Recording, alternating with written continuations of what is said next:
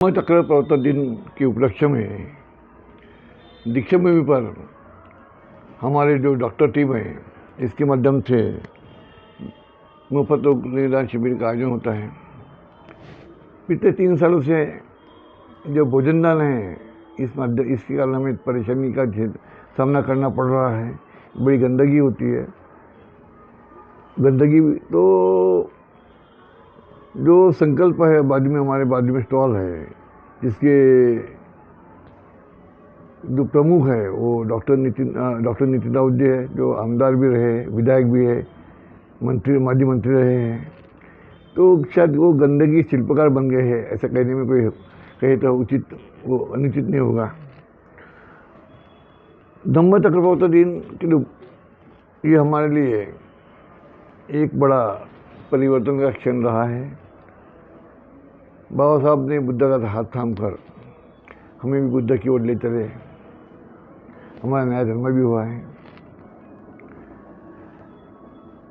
और जो लोग बाबा साहब के साथ धम्म दीक्षा में शामिल नहीं हुए वे लोग हरिजन रह गए या महारी रह गए। उनके विचारों में परिवर्तन दिखाई नहीं देता। तो बाबा साहब ने 14 अक्टूबर 1956 में विजयादशमी दिन, अशोका विजयादशमी के दिन वो चुना था। वो धम्म दीक्षा पर्व रहा है हमारे लिए। और कई सालों के बाद 1976 में हम लोग तब मेडिकल के छात्र रहे थे। हम लोगों ने निर्णय लिया चलो हम भी अपना पे बैक टू सोसाइटी करें। और हमने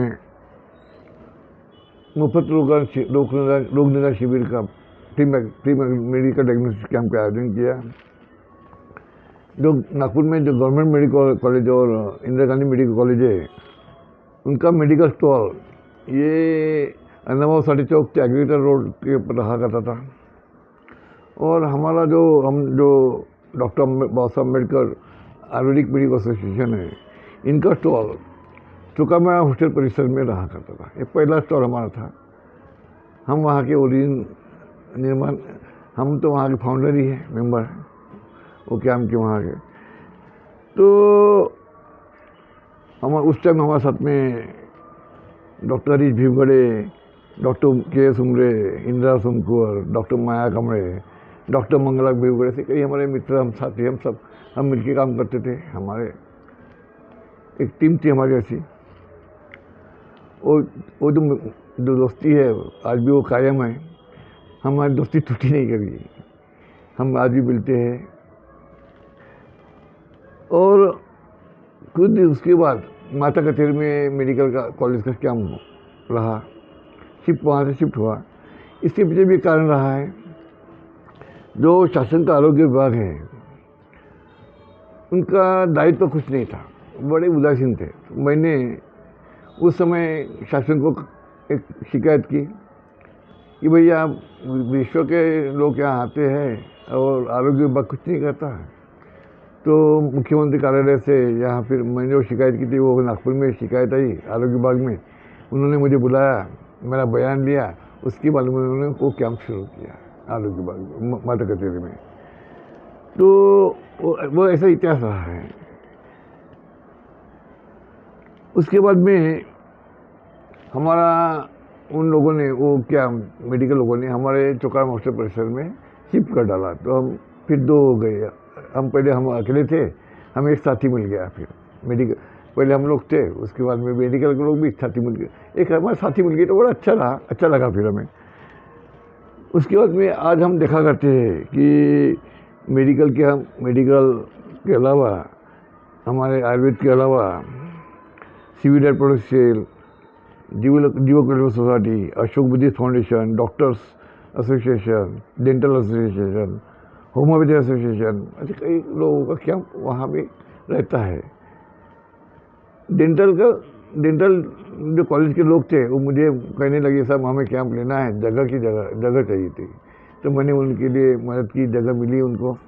बाद उन्होंने मुझे बोला सर आप आइए हमारे कैंप का उद्घाटन करिए। तो मेरे हाथों से पहला जो कैंप उनका था उसका उद्घाटन भी मेरे हाथों से हुआ है। तो हमने जो पेड़ लगाया, थोड़ा पेड़ लगाया था और फैला हुआ दिखकर बड़े आनंद भी होता है हमें कि हमने जो वृक्ष लगाया था, छोटा सा वृक्ष लगाया था, वो आज बाहर फैला हुआ दिखाई देता है हमें। कोरोना काल, संक्रमण काल का 1 साल पहले की बात थी। संकल्प का जो स्टॉल था, जो डॉक्टर नीतिन राउत का जो स्टॉल था, जो विधायक रहे, माजी मंत्री रहे, उनका जो स्टॉल था वो अंदर विद्यालय में रहा करता था, वो यानी 1 किलोमीटर के आसपास। तो हमें कोई परेशानी नहीं थी। अभी उन अंदर विद्यालय समिति ने उसको उस साल 3 साल पहले जगह देने के लिए मना किया। फिर उन्होंने हमारे जगह पर हमला बोल दिया। जो माजी तत्कालीन जो समाज के जो उपायुक्त थे, सिद्धा गायकवाड़, वो नितिन राउत मंत्री थे, वो समाज कल्याण उपायुक्त थे, उन्होंने हमको भगा दिया। और हमारा जो स्टॉल पर जगह थी वो नितिन राउत को दे दी। तो मैं मेरे काम के लिए बाहर था, तो हमारे डॉक्टर लोग और मेडिकल छात्र लोग, उनका मुझे फ़ोन आया, सर अपने को वहाँ भगा दिया है, वहाँ नितिन राउत को स्टॉल दे दिया, वो उन्होंने अपने मना किया। तो मैंने बोला आप वहीं रुको, मैं आता हूँ, आधे घंटे पहुँचता हूँ। तो मैं वहाँ गया, समाज कल्याण विभाग में उपायुक्त जो थे गायकवाड़, उनसे मिला। मैंने बोला भाई हमारा काम क्यों हटाया? नितिन जो राउत है उसको दिया कौन है? या नितिन राउत को तोपखा नहीं क्या? मंत्री है तो क्या तोपखा नहीं क्या? उसको कैसा हमारी जगह दे दी? हमारा ये मेडिकल जोन है। तो मेरी बहुत सुनी हुई, धमकी दिया मैंने बोला तुम्हारा ऑफिस तोड़ डालूंगा मैं। पूरे लोग 30-40% लोग थे, ज़्यादा जवानी में हमने बहुत सुनी हुई। तो उसके बाद में हमें वो जो जगह थी आधी नितिन राउत को दिया, संकल्प को दिया, आधी हमको जगह दिया वो।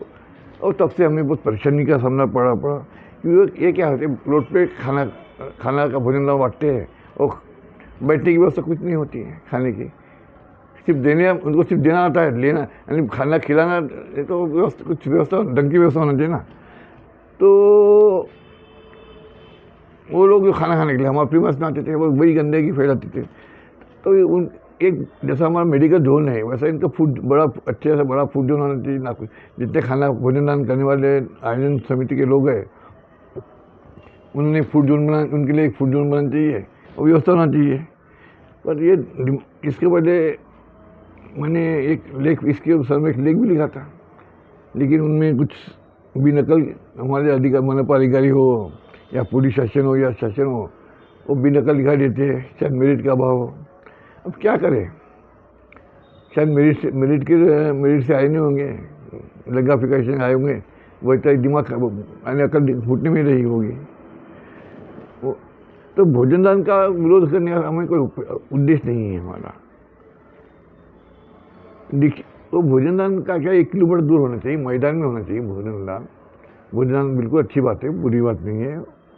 लेकिन इसमें क्या भीड़ हो रही है, भोजन दान जो करते हैं बहुत बड़ी भीड़ हो जाती है। तो 1 किलोमीटर दूर होना चाहिए, मैदान में होना चाहिए। वहाँ सभी जितने भोजन दान करने वाले उनके अलग अलग स्टॉल होना चाहिए और खाना खाने के लिए अच्छा डाइनिंग व्यवस्था भी होना चाहिए। अगर डाइनिंग की व्यवस्था हुई तो वो ये प्रॉब्लम नहीं आएगा, भीड़ नहीं होगी।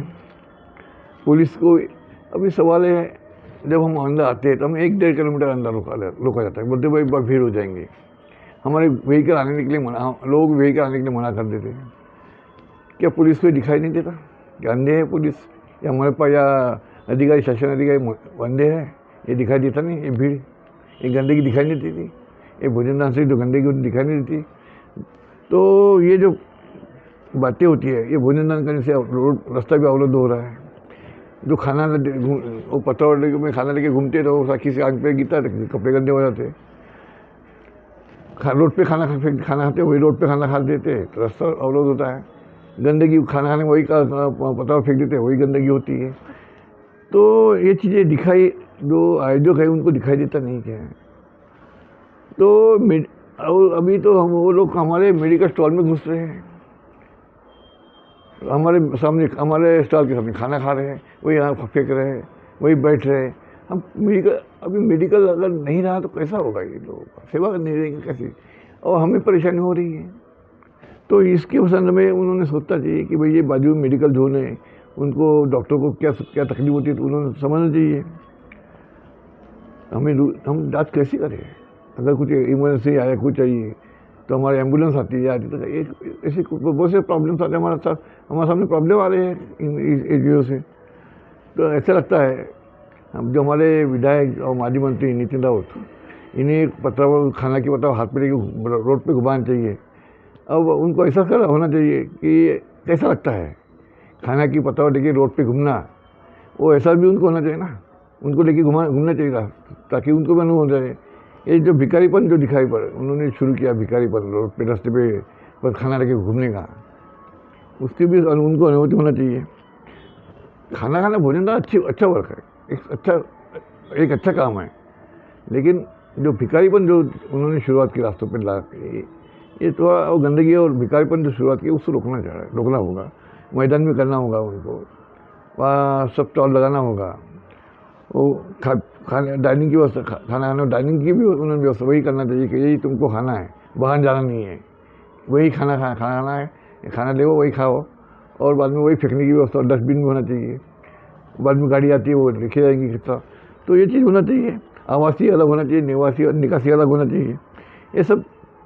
ये चीज़ें होती है तो गर्दी भी नहीं होगी, एक अच्छा काम भी दिखेगा, एक अच्छा काम भी दिखेगा। नहीं तो भोजन अगर तुम में व्यवस्था करने की हिम्मत नहीं है तो तुम ये भोजन व्यापार जो बाजार शुरू किया तुमने बाजार, ये बंद करो। अगर तुम्हारे पास में करने की व्यवस्था नहीं हो तो बंद करो ये चीज़ें। क्योंकि हमें याद है हम जब छोटे थे तो हमारे देहात के लोग आते थे, अपने साथ चटनी भाकर लाते थे, खाते थे, किसी पे डिपेंड नहीं रहते थे, गंदगी नहीं होती थी, भिखारीपन नहीं था। ये भिखारीपन तो ये डॉक्टर नितिन राउत जो माजी मंत्री उन्होंने शुरू कर डाला। गंदगी का शिल्पकार भी बन गया वो अपने टिफिन ले आते थे, उस जमाने में लोग अपना टिफिन लेके आते थे। तो ये गंदगी और भिखारीपन जो नितिन राउत ने शुरू किया है इसको रोकना होगा। यहाँ तो सवाल हमारे आयोजक लोगों ने कुछ शिक्षा या कुछ सीख लेंगे क्या, ये भी सवाल आ रहा है।